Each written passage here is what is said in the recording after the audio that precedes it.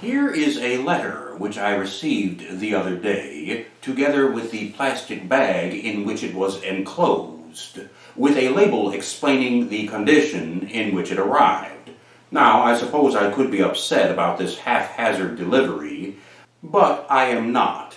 The letter itself is unscathed, and moreover, there are immensely greater issues arising as of late, one of which is centered around the U.S.P.S, the United States Postal Service, and the veritable army of iconic individuals who embody the postman, the mailman, all in all, the letter carrier, the definitive American courier. In recent days, there seems to be a mounting trend to recognize, support, and uphold the Postal Service, and the thousands of women and men who occupy its ranks. This sudden interest in acknowledging an institution which previously had either been taken for granted or ignored altogether, stemming from the indefensible, inexcusable internal sabotage being inflicted upon it, care of mailing address 1600 Pennsylvania Avenue. The White House. I have no doubt that this unexpected support from the public is in turn much appreciated by the postal employees, especially inasmuch as it is long overdue. The post office, you see, has almost always had a difficult time. It is a much beleaguered organization, rife with problems in management, the counterpoint to which is a necessarily militantly vigilant postal employees union. But these variables are likewise internal. At the street level, it is the general abuse which this workforce faces every single day at the hands of the general public, as they venture door to door in their oftentimes thankless jobs, the reward for which amounts to insipid jokes about dog bites and complaints. Heaped upon this are clever and obscene witticisms about letter carriers who are pushed to the breaking point and wind up going postal, as if the reasons behind this aberrant behavior are somehow incomprehensible. And yet, did you ever notice the mail goes on? You are, of course, acquainted with the informal motto of the post office: neither snow, nor rain, nor heat, nor gloom of night stays these couriers from the swift completion of their appointed rounds. Now, however applicable this creed might be, the actions themselves are genuine. No matter what, overall, your mail continues to find its way to your front door.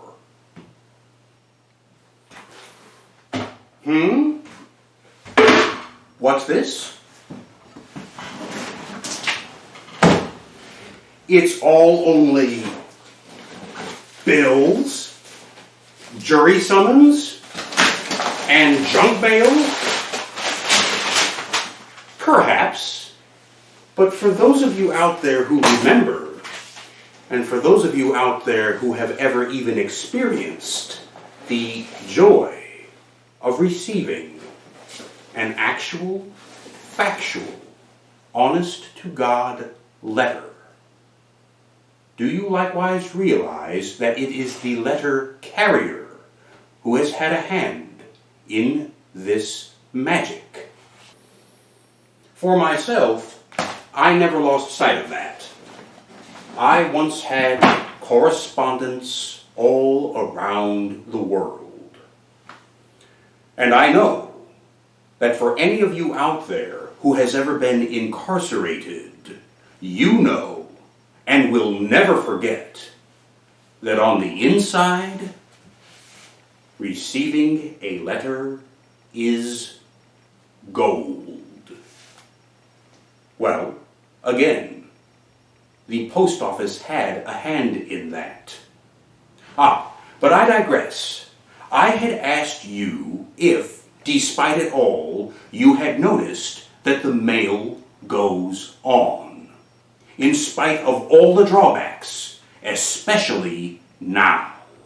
At the public level, this upsurge of support is timely, proper, and again, long overdue. For this reason, not unlike the mail itself, it is a recognition which should go right on being recognized. In fact, here is a notion which you might actually find it fun to embrace, even if it is still a few months away. December the 26th, the day after Christmas, is also a holiday, Boxing Day, mostly observed in the British Commonwealth, the United Kingdom, Canada, and so forth. It has a few traditional military connotations, but for the most part, it is designated for the custom of giving boxed gifts to one's employees, but moreover, to individuals in the service industries. The milkman, the garbage man, the letter carrier. These boxed presents could range from homemade cookies to a simple envelope of cash money, and each was a demonstration of gratitude for services rendered and a job well done. It is, by today's standards, a somewhat antiquated practice, but it could be another way of showing basic acknowledgement. And that is just one idea. I told you I once had correspondents all over the world. I don't anymore. They gradually all faded away. But you see, that is one more reason why this sudden, rampant, hands across America crusade to support the Postal Service should be endlessly promoted.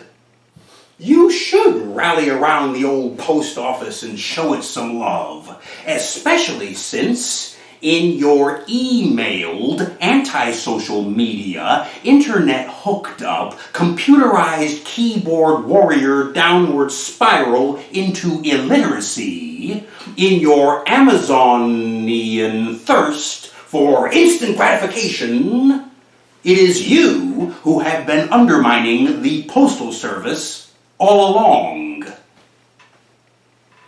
And as for that internal sabotage emanating from the Oval Office, well now, that can be summed up and indicted quite simplistically.